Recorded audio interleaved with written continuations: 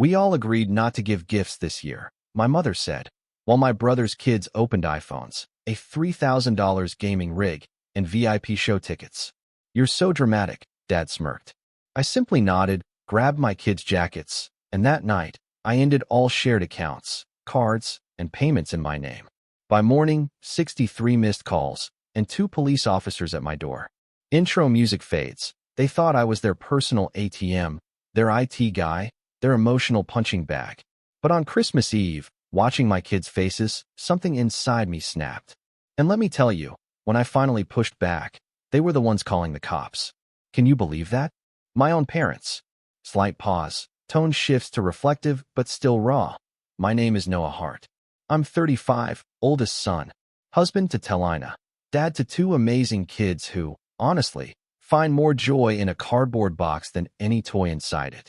I've always been that guy in the family, the one who fixes the Wi-Fi, who remembers birthdays, keeps the group chat from becoming a digital graveyard, and quietly pays for things no one ever talks about. You know the type. This past Christmas Eve, my parents' living room smelled like a sickly sweet mix of cinnamon spray and hot dust, courtesy of their ancient space heater. My brother, Jake, finally strolled in, 20 minutes late, sunglasses perched on his head like he'd just jetted in from a rock tour. His wife, Erin, immediately started taking selfies near the tree, oblivious. Their 2 kids were already tearing around, wired on pre-holiday sugar. As I was taking off my coat, my mom stepped in front of me. She patted my chest, a gesture that always felt like she owned the very fabric I was wearing. We all agreed not to do gifts this year, she said, her voice low but crisp. It's been a hard season for everyone. Don't make a scene. I blinked, trying to process. Don't make a scene? I hadn't even opened my mouth. Good. My dad chimed in from his recliner, not even looking up. No pressure. We're focusing on time together. Lena, my wife, squeezed my hand. Our kids proudly carried in a tin of cookies they'd decorated themselves. Blobs of icing. Far too many red sprinkles. I felt okay. Relieved, even. No gifts meant no scoreboard. No comparing. Then, Erin clapped her hands together, a sound that cut through the quiet. Presents, she sang, like a game show host. Jake winked at his kids. Special exception, he grinned. From Santa. My mom didn't say a single word to stop it. She just moved a throw pillow, like that mattered more than what was actually happening. Their son ripped into a square box. iPhone, he shrieked, the newest one, shouting like he'd seen God himself. Their daughter peeled back paper to reveal a stack of VIP tickets. 3 nights. Front row. For a pop star with glitter tattoos that my daughter had literally drawn on her own notebook just last week. And then, the big box. A gaming PC, lights flashing like a nightclub. A card taped on top. For school, too. The room erupted. My dad actually stood up for that one, hands behind his back, nodding like he was at a fancy car dealership. My mom pressed a hand to her heart. Oh, Jake, she cooed. But we said. She was smiling when she said it. Jake just shrugged, that smug look plastered on his face. It's Christmas. He looked at me, like I was the punchline to some cruel joke. My son glanced at his little sister, then at the homemade cookies they'd made with so much care. He studied that iPhone box, like it was a foreign planet. Too bright, he mumbled. We can play with the box after, right? My daughter held her cookie tin close to her chest. Her lips started to do that stubborn wobble she hates everyone seeing. My voice came out flat, so much flatter than I meant it to be. So, the no gifts rule, that was just for us. My mom tilted her head, her gaze sliding down my sweater like I'd failed a dress code. No one said you couldn't bring something small, Noah, she said. Besides, Jacob pays for so much during the year. Let him have his moment. Erin actually laughed. Don't be dramatic, Noah. You know how sensitive you get. My dad smirked, still avoiding my eyes. You're overreacting. I looked at my kids. Lena met my gaze for a second, her own eyes full of understanding. The room was suddenly all vacuum noise, all fake cheer. I wasn't about to cry in front of my children. I wasn't going to argue about wrapping paper and rules that only applied to me. Coats, I said quietly to my 2. I kept my face neutral, like this was just a normal Christmas activity. I helped my daughter slide her arm into her sleeve. My son, so careful, put the cookies back in the tin, like they were fragile glass. My mom stepped forward. You're not leaving. Don't be silly. Jake's grin stretched. Man, come on. Stay. It's not that deep. I walked to the front door and opened it. The cold air cut through the cloying cinnamon smell. Merry Christmas, I said. I didn't slam the door. I didn't make a speech.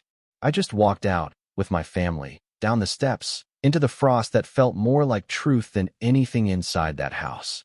Pause, change in tone, a sigh of resignation. You don't start a night like that from zero. You build toward it, with 1,000 small moments, 1,000 quiet concessions. Sure, I can cover it. That was my mantra. I grew up in a house where money was a mood. When Dad was happy, bills took care of themselves.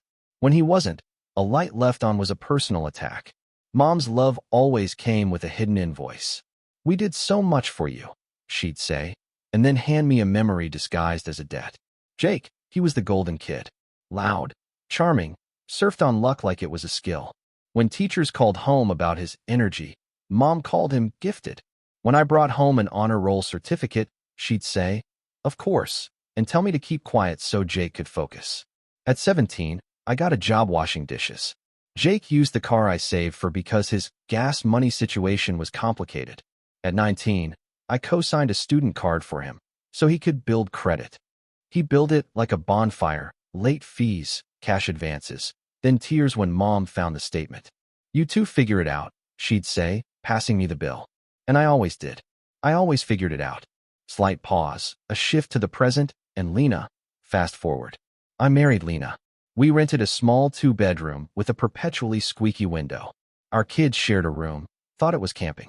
I worked for a medical group. Lena taught kindergarten, coming home with glitter stuck to her neck like tiny medals. We lived within our means, sometimes under them. I tracked subscriptions, juggled due dates, packed lunches, made lists. My paycheck wasn't glamorous, but it was clean. Every dollar had a job. But the family group chat? It had other plans for my dollars. Mom, Netflix is acting weird. Noah, can you check? Dad, ESPN Plus login again. Jake, bro, can you add me to your Amazon? Aaron's card is being weird. Being weird meant maxed out. I added them. It was always easier than the fight. 30 here, 12 there, 90 once a year. A steady drip, drip, drip until the bucket was full. Jake's jobs changed with the seasons, sales, startups, a YouTube project that never quite launched. He even had a blog phase where he wrote about grind culture from a couch I was paying the internet for. Invest in me, man, he'd say. Seriously? We're family. I didn't invest. But I did buy his kids school shoes when Aaron texted me at 11 p.m. with an emergency. The next morning, my mom posted a Facebook memory about how proud she was of her boys. The likes? They went to Jake. When Lena and I bought a used minivan, my dad said, fancy. When Jake leased a truck bigger than our kitchen, Dad said, you only live once. When we skipped a beach trip to fix our leaking sink, Mom asked why we were so negative. 2 summers ago, Dad forgot property taxes. He called me like a telemarketer, fast, friendly, urgent. Buddy, we could lose the house. I arranged a payment plan, sat with him at the kitchen table to set up auto draft. He nodded through the instructions like a confused tourist. Mom made lemonade and told me I was a good son. A month later, she told a neighbor she'd managed the whole thing herself. When their internet went out, my phone lit up like a fire alarm. The TV is saying something about DHCP. I drove over. Lena watched our kids, texting bring milk, as I left. I crawled behind the entertainment center, dust in my mouth, checking cables. Jake showed up mid-crisis with a 6-pack. What's up, nerds? He said, cracking one open. Dad laughed like a game show audience. I fixed it. No one said thank you. Mom asked if I could stay to help Aaron pick rug colors. Frustration building, but still muted. Every December, there was a new rule about gifts. No gifts this year, after Jake's 3rd job switch. Only homemade after Aaron's boutique closed. Secret Santa, $20 limit after Dad's colonoscopy bills. And every single year, someone broke it. And it was never me. Aaron brought designer scarves she found on sale. Dad unveiled a grill that needed its own extension cord. Mom gave Jake just a little something that looked an awful lot like a watch ad. When I brought cookies and a framed photo of the grandkids, Mom called it thoughtful. Then she'd say, it's not about money. But it always was. The small asks grew teeth. Jake sent me a Zelle request labeled Little League. Aaron texted, hey, Can you pay the field trip this time? They won't let me sign up without a card, and mine is acting weird. Acting weird. My daughter missed a book fair because our envelope got lost at school. We hugged, and I told her we'd go to the library. That night, I approved a $240 request labeled uniforms. When I mentioned budgeting, Mom sighed. Noah, stop counting. It's Christmas. Don't be petty. Petty was the word for any boundary I tried to set. When I said, let's switch everyone off my Amazon. It's unsafe. Mom said, family shares. When I said, please don't hand out my login, Dad said, it's not nuclear codes. I changed passwords, then changed them back after the phone calls. The path of least resistance was a trench I kept digging. Rising tension, leading to the breaking point. 2 weeks before that Christmas, Jake posted a photo of his kids at a gaming store. Eyes shining. Big surprise is coming, he wrote. Aaron commented with a string of gift emojis. Mom heart reacted like she was on payroll. In the group chat, Mom then wrote, no gifts this year, everyone. Times are tough. I wrote, got it. Dad reacted with a thumbs up. Aaron sent same, with a snowflake. Jake didn't say anything. Lena asked if I was okay with it. I am, I said. But I wasn't. I was tired. I wanted quiet hot cocoa, board games with missing pieces. We baked cookies with our kids and put them in a tin. They looked terrible. They tasted perfect. I slept fine. And then we walked into my parents' living room, and my son learned what an iPhone looks like when it's no gifts. He watched his cousin's hand wrap around a future he was told wasn't happening for him. My daughter hugged a tin of cookies and tried not to cry because crying makes grandma say dramatic. People think the worst part is the presents. It's not. It's the story around them. The way my family can bend any rule into a circle that fits around Jake like a halo. The way they look at me like I'm holding a ledger while they're holding love. Shift to quiet resolve, determination. Back in the car, our kids were quiet. Lena turned on the seat heaters. Slow warmth under the cold. No one blamed me. No one said anything. That silence, polite, careful, was the loudest thing I'd ever heard. At home, I put the cookie tin on the counter. The sprinkles looked like someone had bled glitter. My phone buzzed. A text from Mom. You were rude. Then another. We were embarrassed. Then, from Dad. Grow up. Lena stood beside me, her hip against the counter. Say it, she said. I'm done. I didn't raise my voice. It felt like placing a book on a shelf. Final. Soft. She nodded. Then do it. You don't flip a table in my world. You pull a thread and watch the tablecloth slide out clean. I opened the family group chat. My thumb hovered. Jake had sent a photo of his son holding the iPhone. 2 fingers up like a trophy. Christmas miracle, he'd captioned it. Aaron had added, he deserves the best. I typed, starting tonight, I'm ending every subscription, card, and payment in my name. Please update your own. You have 24 hours to download anything important. After that, my accounts are mine. I didn't press send. Not yet. Old habit. Show Mom first. Ask permission without admitting it. Lena watched me. You don't need to explain, she said. You've explained for 10 years. I hit send. A small whoosh. Then I opened my bank app. My hands didn't shake. I scrolled through autopays. Netflix family. HBO Max family. ESPN Plus Dad. Amazon Prime. Everyone's cloud storage Jake. A phone line I'd added 3 years ago just for a month for Aaron's contractor discount. My stomach tightened. Lena slid a notebook next to me. A pen. You already know the list, she said. I did. Action-oriented, satisfaction-building. I canceled the add-on phone line first. The carrier app asked, are you sure? Like a worried friend. Yes. I removed secondary users. I changed the Prime password. I turned off household. I removed saved cards on Jake's account. I ended ESPN Plus. I updated my streaming profiles to Noah and Lena. I canceled the cloud storage that billed to my card for devices I didn't even own. Notifications stacked. You've made changes to your plan. Your payment method has been removed. Your account will expire on. Messages lit the group chat like a pinball machine. Jake. Dude, what are you doing? Mom, Noah. No. Dad, put it back.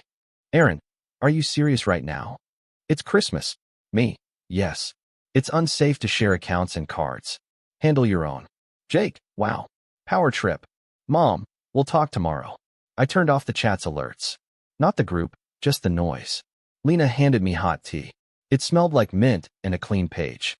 At midnight, I logged into our joint card and removed Jake as an authorized user. I disabled one-touch ordering on Amazon. I canceled 3 subscriptions I'd forgotten I paid for until the app flashed red. At 12:40 a.m., I saw it. The old gym membership Dad had put on my card after he lost his wallet. He'd never even gone. I canceled it. The app asked if I wanted to leave a reason. I typed, "No longer useful." I wasn't angry. Anger had been used up earlier, in the space between iPhone and don't be dramatic. This was something else. I felt like I was clicking seat belts into place. At 1:12 a.m., Lena went to bed. She paused in the doorway. "I'm proud of you," she said. My chest pulled tight in a good way, like a hug from the inside. At 1:30 a.m., I added fraud alerts to my cards, put travel notifications on our spring break plans, set up two-factor where it had been just a prayer before. At 2:04 a.m., I opened a new family group. Me, Lena, our kids as a future placeholder for when they're older. I named it Heart Home. I sent one message, "Movie night tomorrow. Popcorn, your pick." My son's tablet dinged from the other room. He'd hear it in the morning and smile. By 2:30 a.m., I was done. Not perfect, but done. I slept. Dramatic confrontation, police involvement. At 6:10 a.m., the doorbell rang. The peephole showed 2 uniforms and my parents on the porch, like a bad sitcom crossover. Dad had his "I'm reasonable" face on. Mom clutched her robe like she'd been dragged from bed by injustice itself. I opened the door. "Morning." One officer spoke, voice calm. "We got a call about a family dispute. Is everything okay here?" Mom jumped in. "He stole our services," she shrieked, stabbing a finger at me. "He locked us out of accounts." Her voice broke, perfect on cue. "We have grandkids who can't watch their shows." Dad added, "He threatened us with money." I looked at the officer. "I sent a message last night that I would stop paying for accounts I own. All logins and cards are in my name." There were no threats, just boundaries. The second officer glanced at Mom.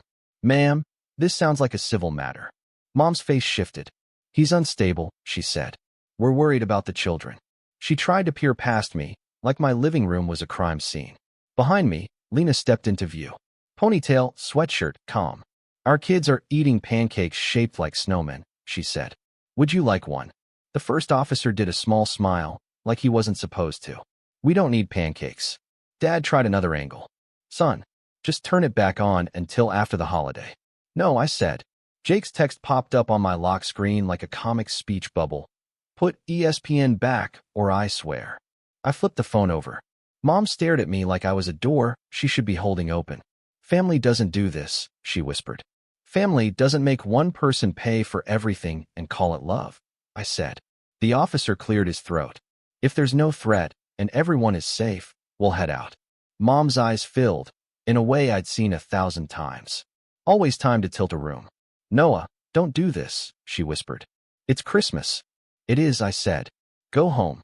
They left with a final glare that said this wasn't over. The officers nodded polite goodbyes. The door closed. The house exhaled. My phone buzzed itself dizzy. 63 missed calls. Then 70. A vortex. Mom, Dad, Jake. Unknown numbers. Aaron went full caps in the group chat. "My kids can't watch anything." Jake sent a voice note. I didn't listen. Dad texted, "We raised you like it was a bill." Calm, reflective aftermath, solidifying new boundaries. I made coffee. Lena flipped snowman pancakes, the eyes slightly crooked. Our son asked what VIP meant. I told him it means someone decided you were important. He nodded like that made sense. At 9 o'clock, Mom called from a different number. I picked up because a clean break meant I could choose my moments. "You're humiliating us," she said. "I'm not posting anything," I said. "I canceled my payments." "You're punishing your brother's children." "I'm feeding my own." Silence. Then, "But we did so much for you." "You did some things," I said. "I did a lot for you." That ledger works both ways. She inhaled sharply. "Money isn't everything." It was last night. Click. At 10 o'clock, Jake called and went straight to attack mode. "You petty little." I said. I wasn't loud. "Here's what's true. You used my cards. You used my logins. You didn't ask. You got used to thinking my wallet was a family resource. It's not. Get your own accounts. If you need help setting them up, I'll send you a list." "You think you're better than us?" he said. "I think I'm done being your bank." He laughed like a cough. You want us to fail? I want to stop failing my own family. He tried the oldest tool he had. Mom said you were always jealous. I was tired. We're not doing this. I hung up. I blocked no one. I wasn't running. I just wasn't available. By noon, Mom sent a long message in the big chat. A performance I could have lip-synced to. We love you, but this is not how family acts. Your father and I are disappointed. Jacob is devastated. The children are confused. Please remember all the times we've supported you. It came with a photo of the gift pile from last night. All smiles. I replied once. I will no longer share accounts, cards, or bills. Going forward, any help will be discussed and documented. No surprises, no guilt. Dad texted me privately. You're making your mother sick. Put it back. Me? No. Aaron, guess we know who you really are. Me? Yes. Then a strange thing happened in the chat. My aunt, quiet wallpaper until now, wrote, Good for you, Noah. Cousin Ben added a thumbs up. My late uncle's wife, who rarely speaks, wrote, We did this last year. Best decision we made. The thread hiccuped. Mom left the chat. Dramatic exit. Aaron followed. Jake renamed it Family Without Traitors. Then he left, too. My house got peaceful. The kids built a pillow fort. Lena crawled in with them and texted me a photo of 3 heads in a row, all hair and soft cheeks. I saved it. In the afternoon, I opened a spreadsheet. Old pattern, but this time it wasn't for plugging leaks. It was a list of things I could add back to our life now that the drip stopped. Swimming lessons. A new pair of boots for Lena. The library fundraiser my daughter wanted to support with sticker money. A weekend at the cheap cabin by the lake in the spring. I named the file Yes. At 3, Dad left me a voicemail. Your mother is crying. Be a man. I deleted it. At 4, my sister, half-sister technically, on Mom's side, texted me for the first time in months. I'm proud of you, she wrote. I canceled my Amazon family last year. They still bring it up at Thanksgiving. I bring pie and ignore them. Thanks, I wrote back. She sent a pie emoji and a tiny knife. We both laughed, even in text. Final reflections and call to action. By evening, the storm moved from outrage to quiet. They were setting up new accounts, figuring out that free trial means set a calendar reminder. Mom posted a photo of a jigsaw puzzle with half the pieces done. Caption, making our own fun. A dig. I didn't take it. We did movie night. Our son picked an old animated film. Our daughter picked the couch corner that swallows you. I made popcorn in a pot, because the microwave version gives Lena a headache. Mid-movie, my phone buzzed with a new number. This is the streaming service, the message read. We noticed you canceled. I laughed out loud. The kids shushed me dramatically. After bedtime, Lena and I sat at the table, elbows touching. I thought your dad would push harder, she said. He will, I said. He needs an audience. What happens now? We keep our money, I said. If they want something, they can ask. If we say yes, it's with boundaries. And Christmas next year? We'll be out of town. The idea landed clean, somewhere with real cinnamon. We cleaned the kitchen. It felt like wiping off a whiteboard after years of scribbles. A few days later, Mom texted a single line. Are we still invited to the kids' recital? I stared at it for a second. Only would read it 3 times. Find a trap. Now. I read it once. Yes, I wrote. Please don't bring gifts. Just come on time. She replied with a period. Not a yes, not a no. A period. Fine. Jake hasn't called since the blow-up. He made a story about fake family and haters and posted it on an app no one uses. Aaron liked it with 3 fire emojis. Their kids called our kids to ask if they could still come over to build forts sometimes. Yes, we said. Our door is not a bank. It's still a door. Dad tried one more, be a man, voicemail that sounded like an ad for a timeshare. I didn't call back. I don't need to defend a boundary that keeps my house standing. I keep thinking about my son at the tree, pretending the box was the fun part. I keep thinking about my daughter's grip on that tin of ugly cookies. I grew up trained to believe that love meant proving your worth in small payments. I'm done paying for permission to be respected. Now the house is quieter. The budget is honest. Our kids ask, can we get the hot chocolate with the mini marshmallows? And I say, yes, without checking if Jake needs gas money first. Lena stopped carrying a receipt pile in her purse, just in case. I unsubscribed from a dozen family emails that weren't mine. Last night, my aunt texted me a screenshot. Mom had started her own streaming account. The profile icons were generic. No cute names, just user one. It made me laugh. They'll survive. They always do when they have to. Here's what I understand now. I can't make my parents fair. I can make my home safe. I can't keep Jake from choosing spotlights over grocery lists. I can choose not to light the stage for him. If my kids learn anything from this, let it be that love isn't a tab you keep open out of guilt. It's a table you sit at because everyone brings something, even if it's just the salt and a good joke. I didn't end Christmas. I ended the story where I'm the extra wallet with a smile. I'm still the one who fixes the Wi-Fi, remembers birthdays, keeps chats from dying. I'm still me. I'm just not their bank. No more shared cards. No more secret add-ons. No more acting weird when a card declines that isn't mine. If I help, it's clear. It's planned. It's mine to give. I'm not overreacting. I'm done being used. And that's the whole moral.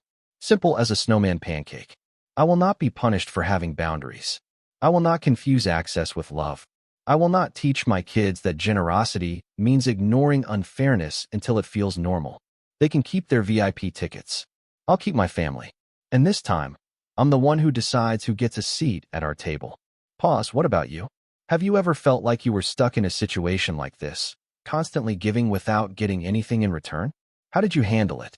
I really want to know your thoughts in the comments below. Let's talk about it.